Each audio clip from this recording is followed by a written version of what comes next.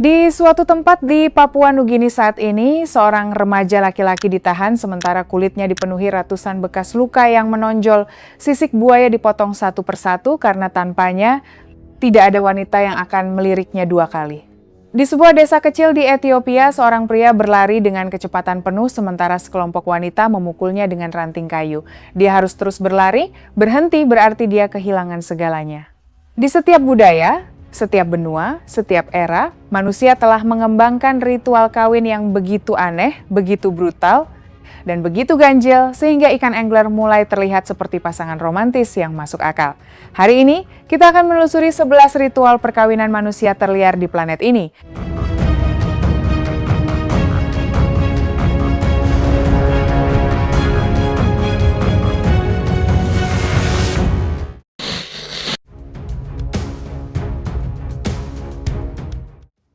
Di sebagian besar spesies hewan, jantan memamerkan diri sementara betina memilih pasangan. Masyarakat Wada-Abe di Niger menerapkan konsep serupa, tetapi dalam bentuk yang sangat unik melalui festival grewol.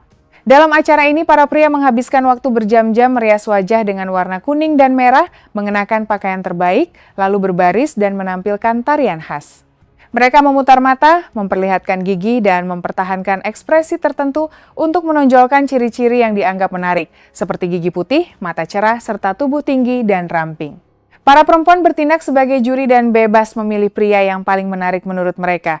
Menariknya, peserta yang sudah menikah tetap dapat ikut serta, baik sebagai penampil maupun pemilih.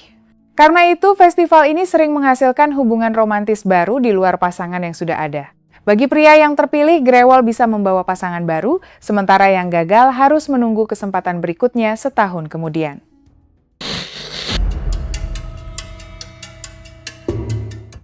Masyarakat Kreung di timur laut Kamboja memiliki tradisi unik yang memberi perempuan kebebasan besar dalam memilih pasangan.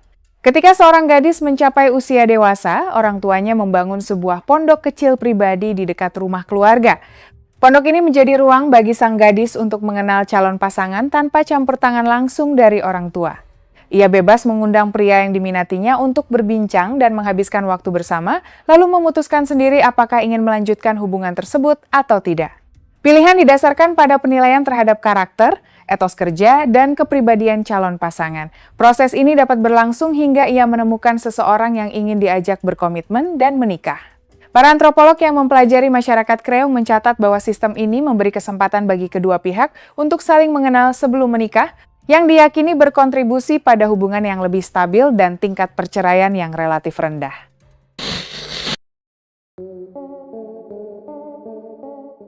Suku Satre Mawe di Amazon, Brasil memiliki ritual kedewasaan yang sangat ekstrim untuk membuktikan bahwa seorang pria siap menikah. Para remaja harus mengenakan sarung tangan anyaman yang diisi ratusan semut peluru selama sekitar 10 menit tanpa menunjukkan rasa sakit. Sengatan semut peluru dikenal sebagai salah satu yang paling menyakitkan di dunia, dengan sensasi seperti terbakar hebat yang dapat bertahan hingga 24 jam. Namun ritual ini tidak dilakukan sekali saja. Peserta harus mengulanginya sekitar 20 kali selama beberapa bulan. Paparan racun berulang sering menyebabkan gemetar, kehilangan koordinasi, dan efek fisik lain yang berlangsung berhari-hari. Selama proses tersebut, masyarakat mengawasi dan menilai ketenangan serta ketahanan peserta. Ritual ini bukan sekadar menguji daya tahan terhadap rasa sakit, tetapi juga disiplin, pengendalian diri, dan kemampuan menghadapi tekanan sifat yang dianggap penting untuk berburu, melindungi keluarga, dan menjalani kehidupan dewasa.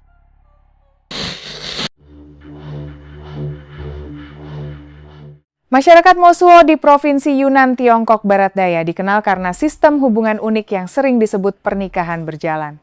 Dalam tradisi ini, seorang wanita memiliki kamar pribadi di rumah keluarganya dan bebas mengundang pria yang diminatinya untuk berkunjung pada malam hari. Namun, pria tersebut kembali ke rumah keluarganya sendiri sebelum pagi dan tidak menjadi anggota tetap rumah tangga wanita.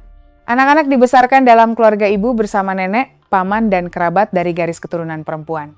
Karena itu, stabilitas ekonomi dan sosial tidak bergantung pada pasangan romantis, melainkan pada keluarga besar. Tidak ada mas kawin atau kontrak pernikahan formal seperti dalam banyak budaya lain. Hubungan berlangsung selama kedua pihak menginginkannya.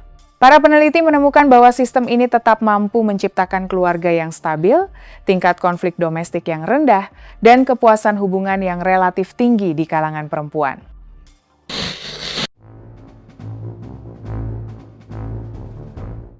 Masyarakat Chambri di Provinsi East Sepik, Papua Nugini memiliki sistem pemilihan pasangan yang unik karena menganut garis keturunan matrilineal. Perempuan memiliki peran penting dalam kepemilikan harta, jaringan perdagangan, dan pengambilan keputusan keluarga. Dalam proses pernikahan, calon suami dinilai bukan terutama dari kekayaan atau kekuatan fisik, melainkan dari kedudukan sosial dan pencapaiannya dalam kehidupan ritual. Salah satu aspek penting adalah keterlibatan pria dalam rumah seremonial, tempat pengetahuan leluhur diwariskan dan berbagai ritual, termasuk pembuatan bekas luka simbolis, dilakukan. Menariknya, proses tersebut tidak disaksikan perempuan. Mereka hanya melihat hasil akhirnya dan menilai kualitas bekas luka, reputasi, serta dukungan yang diterima pria dari para tetua. Berdasarkan informasi itu, perempuan dan keluarganya membuat keputusan akhir mengenai pasangan yang dipilih. Sistem ini menciptakan keseimbangan unik antara pencapaian sosial pria dan otoritas perempuan dalam menentukan hubungan serta pernikahan.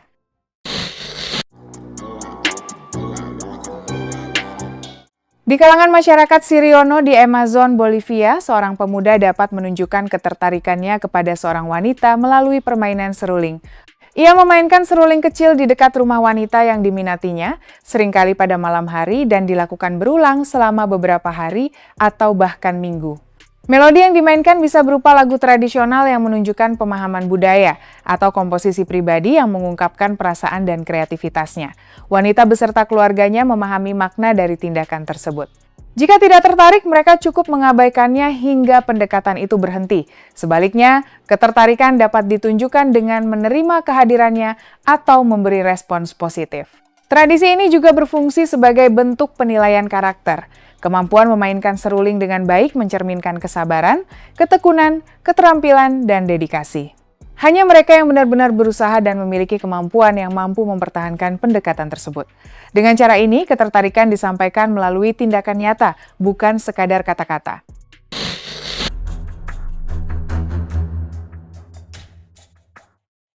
Di komunitas Sungai Sepik, Papua Nugini, para pemuda menjalani ritual penggoresan kulit sebagai bagian dari proses menuju kedewasaan. Ritual ini menghasilkan bekas luka permanen yang dirancang menyerupai sisik buaya, hewan yang dianggap suci dan melambangkan kekuatan, ketahanan, serta hubungan dengan leluhur dalam budaya setempat. Prosesnya berlangsung selama berminggu-minggu, dengan kulit digores berulang kali hingga membentuk pola yang menonjol. Selama ritual, para peserta diawasi oleh komunitas dan diharapkan menunjukkan keberanian serta ketahanan tanpa mengeluh. Setelah menyelesaikannya, mereka diakui sebagai pria dewasa dan dianggap lebih siap untuk menjalani peran sosial, termasuk membangun keluarga. Namun, yang dinilai bukan hanya kemampuan menahan rasa sakit. Kualitas hasil akhir juga penting. Bekas luka yang rapi, simetris, dan jelas dianggap menunjukkan disiplin, dedikasi, serta keberhasilan ritual. Dengan demikian, tubuh menjadi simbol identitas dan status yang dapat dilihat oleh seluruh masyarakat.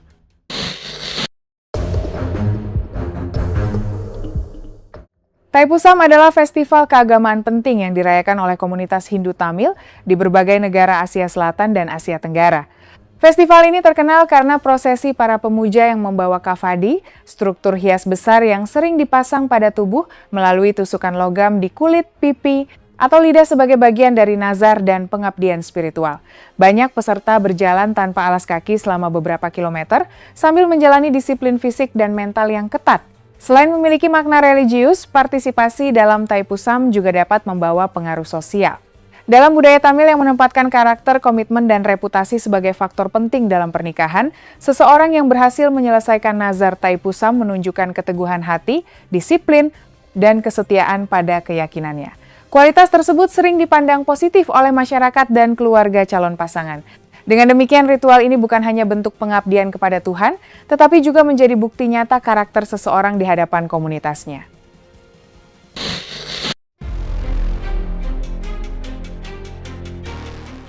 Suku Hamar di Lembah Omo, Ethiopia memiliki ritual kedewasaan yang disebut ukulibula atau lompatan banteng. Dalam upacara ini, seorang pemuda yang ingin diakui sebagai pria dewasa dan layak menikah harus berlari melintasi punggung deretan sapi atau banteng tanpa terjatuh. Ia harus menyelesaikan beberapa lintasan berturut-turut sebagai bukti keberanian, keseimbangan, dan kesiapan menghadapi tanggung jawab dewasa. Sebelum ritual utama berlangsung, para kerabat perempuan seperti saudara perempuan dan sepupu sering mengikuti tradisi khusus yang melibatkan cambukan upacara hingga meninggalkan bekas luka. Dalam budaya Hamar, bekas luka tersebut dipandang sebagai simbol kesetiaan, dukungan keluarga, dan kebanggaan terhadap komunitas. Seluruh proses disaksikan oleh masyarakat, sehingga menjadi pernyataan publik mengenai hubungan sosial dan solidaritas keluarga. Setelah berhasil menyelesaikan lompatan, seorang pemuda memperoleh pengakuan sebagai pria dewasa dan dapat dipertimbangkan sebagai calon pasangan dalam masyarakatnya.